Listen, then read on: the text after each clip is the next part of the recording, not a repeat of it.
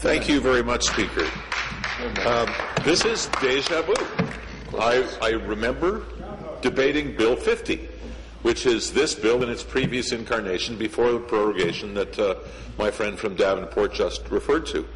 And I might say, although this is not in response to my friend from Davenport, he has a very good point when he says that he doesn't need lectures from any minister, in this particular case the Minister of Community Safety and Francophone Affairs, standing up and talking about how she's embarrassed and there is embarrassment about what Dr. Mazza did. When in fact, if there's any embarrassment associated with how Orange deteriorated to what it became, and to the point where it perpetrated, I think, grave injustices on the province of Ontario and its citizens, that embarrassment should be on the part of the current and then Minister of Health. I'm embarrassed. This is, I can't believe that same minister is sitting there to this day and feels that somehow or other, by bringing Bill 50 and now Bill 11 before this House, that somehow or other the government is absolved from what is clearly implicit in terms of how they didn't manage the affairs of Orange. She even got a promotion. I'm going to tell you something. For you, Speaker, and for other members listening, for people at home who are watching on television and wondering what we're doing, discussing how to fix Orange through a bill like this, because, by the way, we're not going to fix anything with a bill like this. At this point, you're confused. You're not half as confused as we are here in the House. Back probably over 2 years ago, and unbeknownst to most people in this House, I was somewhat involved behind the scenes in what was transpiring as my colleague from Newmarket Aurora began to gather information in his role as our transportation critic on what had become apparent to us behind the scenes at that point as a major mess called Orange. And I was involved because some of the whistleblowers came via me, and I had a number of meetings in my office where I heard stories and received files that related to things like boats and foundations and chopper motorcycles and something called the Crystal Palace, which housed the headquarters of Orange, and the unbridled excesses of the person who ran it, and how he was recruited as what had been, by reputation, a great emergency room doctor from Sunnybrook who became a power-drunk crazy person in terms of how he ran a $150 million per year operation on behalf of the province of Ontario without any supervision, tutelage, or oversight by this government whatsoever, under the stewardship of this very minister who brings a bill that is supposed to be a Band-Aid that covers all this. Terrible. It's absolutely inconceivable.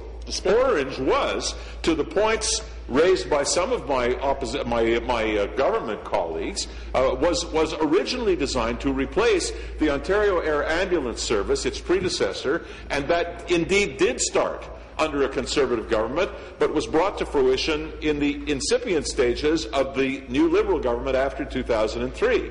And so the germ of the idea was a good idea, and it was inherited and adopted by the Liberal government of Dalton McGuinty as a good idea. It was embraced by that government. What they did was they dropped the ball on how to do it. And that's what happened.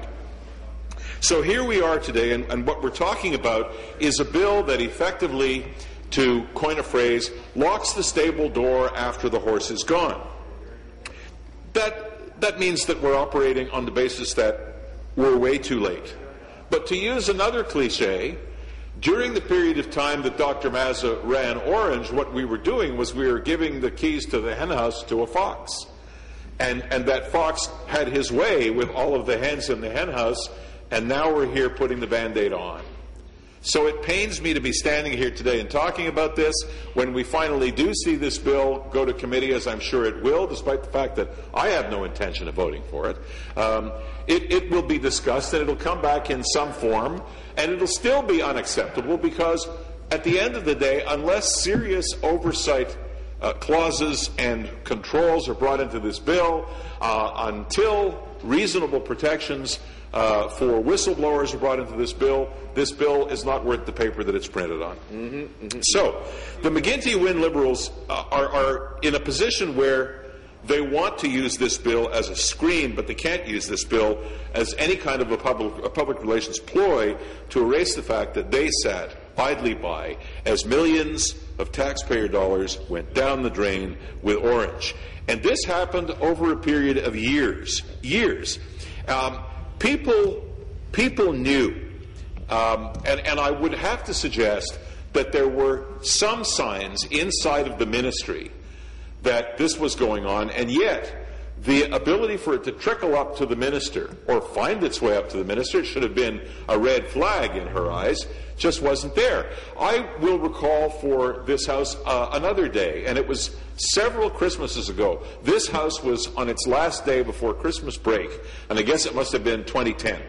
And there was the Orange situation was bubbling to the surface. It hadn't been brought to the fore in this House to any extent.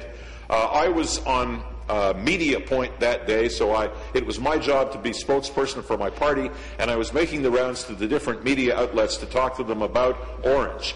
And interestingly, and I related this story when we were debating Bill 50, interestingly, at that time, as I went from one media office to the other up on the third floor of this building, I kept crisscrossing paths with Minister Matthews. And what was she doing? She was going to the same media office as I was to put out the fires that she would contend I was starting. I didn't start the fires. The Liberal government started the fire, fanned the flames, by not doing what it should have done in a situation that was under its tutelage. So the bottom line is here we are with Bill 11, which is indeed that PR ploy. Ontarians paid a lot of money for this. Indeed, one could say, without my trying to sound overly melodramatic, some Ontarians probably paid with their health, maybe some paid with their lives. I agree. Ontarians paid for Chris Maz's $1.4 million salary. They paid thousands of dollars in expenses for luxurious trips and $1.2 million in loans for mortgages and such from Orange and its different subsidiaries. They paid for a classic chopper motorcycle that I think at auction went for, $40,000, something like that, some ridiculous amount of money. They paid for special commissions to the tune of about $6 million that came into a web of companies that were not even known to this government to exist under Orange as a commission for buying helicopters that were never countenanced by this government to be bought. These are the kinds of stories that we heard as the Orange scandal unfolded. Augusta Westland sold those helicopters when nobody ever said that we needed new helicopters. There was a company, Canadian Helicopters, that was providing, as everything I understand it to be, a very, very good service before we decided somehow that we needed our own owned and operated fixed-wing aircraft and rotary aircraft.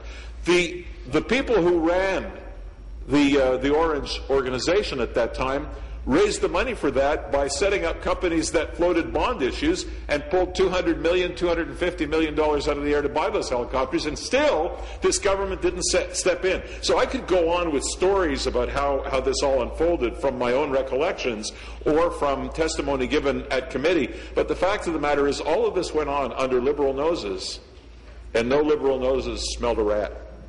Old habits die hard. The McGuinty-Wynne government cannot help but have one taxpayer spending scandal after another. One after the other. The big wheel just keeps on turning, doesn't it? Orange is an example, but there's a long list. What have we been discussing in this House in every question period and outside of question period since we've been back here? And I don't mean back here today, I mean back here after prorogation and before prorogation. In fact, what was the reason for prorogation? The Liberal government does not want to admit that it blew $1 billion, probably more than $1 billion, on killing 2 power stations as a result of its electoral imperatives. That's the kind of government that the people of Ontario have. That's the same kind of government that allowed Orange to operate to the tune of $150 million taxpayer dollars per year and have it subverted.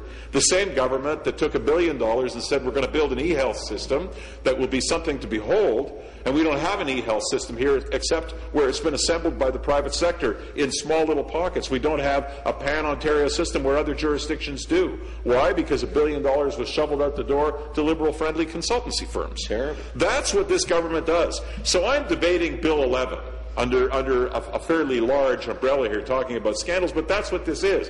This is a bill that seeks to address scandals perpetrated by the Liberal government, or allowed to fester under its nose without any supervision, without any tutelage, and without any protections for whistleblowers who actually wanted to do the right thing.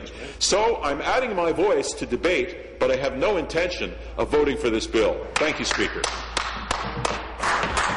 I want to thank the member for Thornhill for his comments, and we now turn to